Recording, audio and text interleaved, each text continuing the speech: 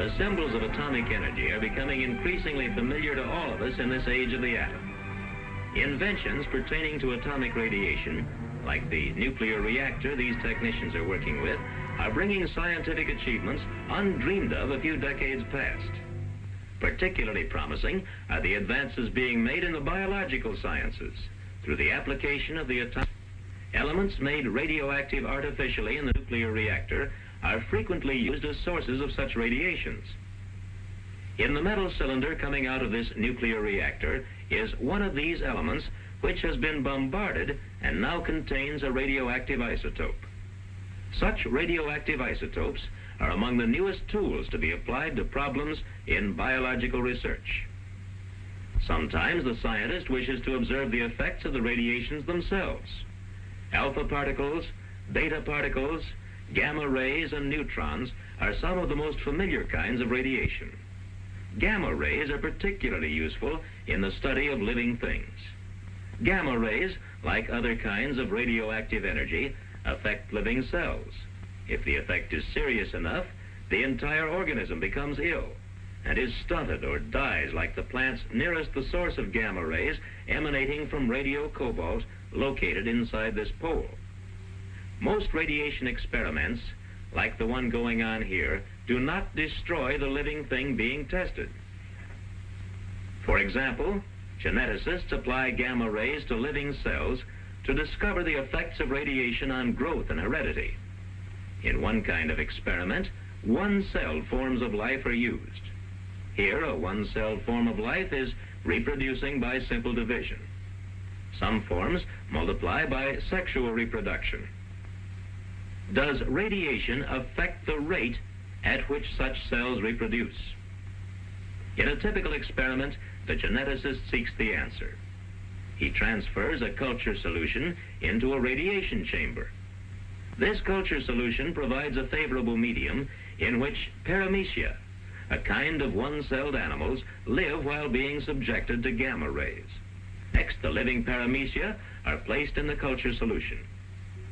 They may be irradiated in a lead safe like this. Inside is a source of radioactive cobalt that releases gamma rays.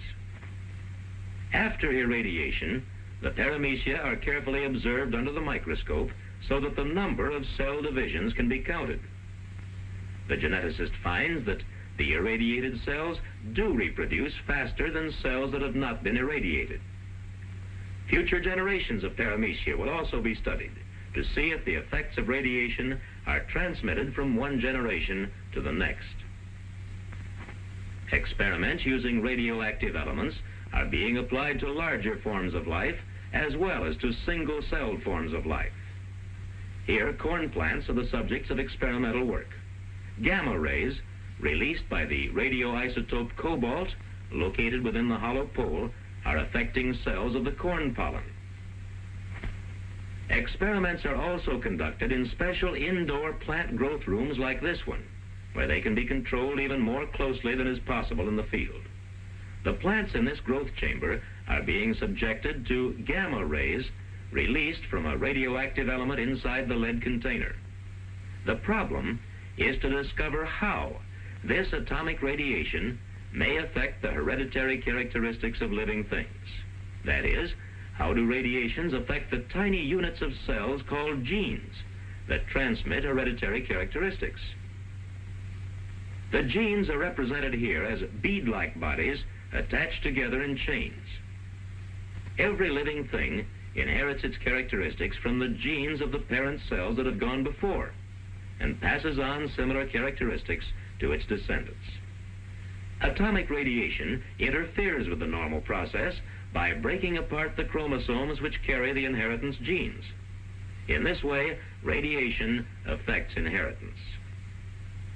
Chromosomes like these from corn are large enough to see under the microscope.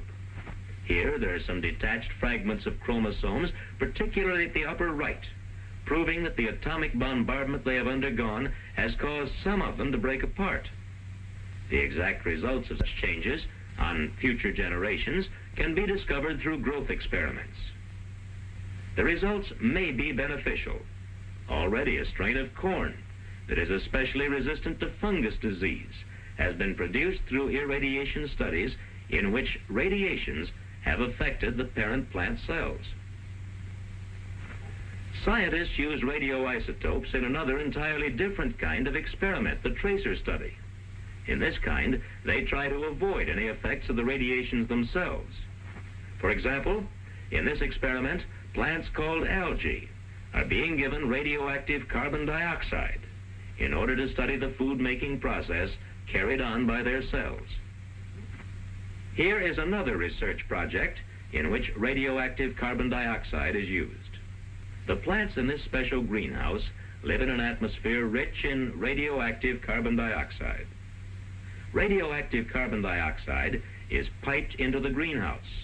One objective is to produce quantities of radioactive plant products such as drugs, which can be used in experiments that may lead to improved techniques of diagnosing and treating some human diseases. Animals as well as plants may be the subjects of research using atomic radiation. Studies in nutrition often depend on the use of rats. Here, the experimenter uses a rat that has been fed radioactive table sugar. The experimenter places the rat in a special container where all of its waste products can be collected for analysis. By knowing how much radioactive sugar was fed and how much radioactive waste is given off, the physiologist may discover more facts about the chemical processes that take place when a carbohydrate is digested and used. Similar experiments may be performed to study the use of proteins, fats, or other types of food. The distribution of an element in an animal's body can also be tested using rats.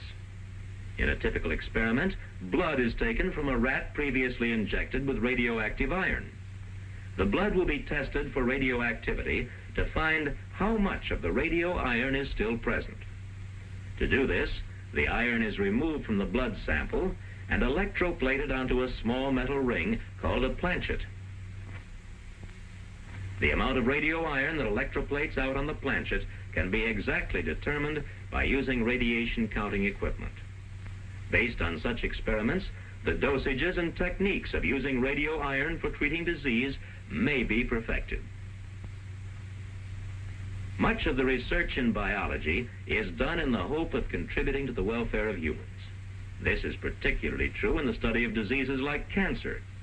Learning to control a disease depends in part upon understanding the processes by which the disease develops. In cancer, animal experimentation is especially helpful. Experiments are planned to study how cancer develops. To do this, cancer may artificially be induced in animals through excessive exposure to radioactivity. Here, beads containing a radioactive isotope are strapped to the rat's body. The radiations released cause the rat to develop cancer. Other experiments are devised to study techniques of treating cancer.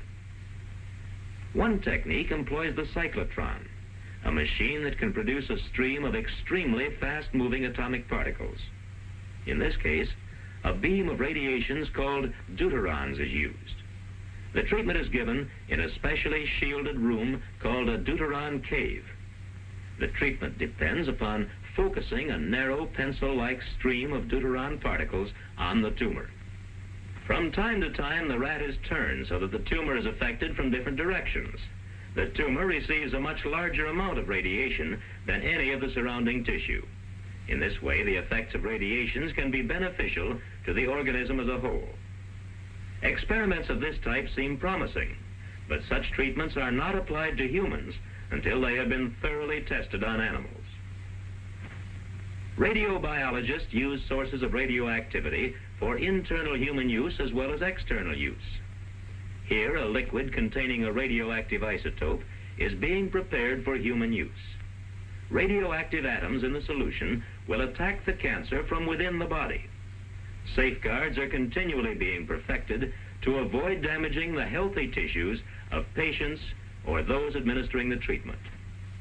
Since atomic radiation improperly used may be extremely dangerous, much research has been done to discover the most effective protective measures.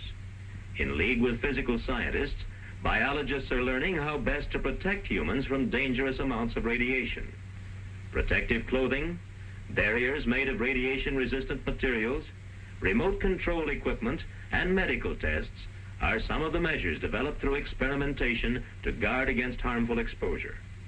From their raw material stage, through their use, to the ultimate disposal of any waste that remain, radioactive materials are handled according to techniques prescribed as the result of painstaking biological research. The future applications of atomic radiation can scarcely be imagined, but progress is being made and research is leading the way. And in this research, the biological sciences continue to take their place in the ongoing pattern of achievement by advancing man's understanding of life itself.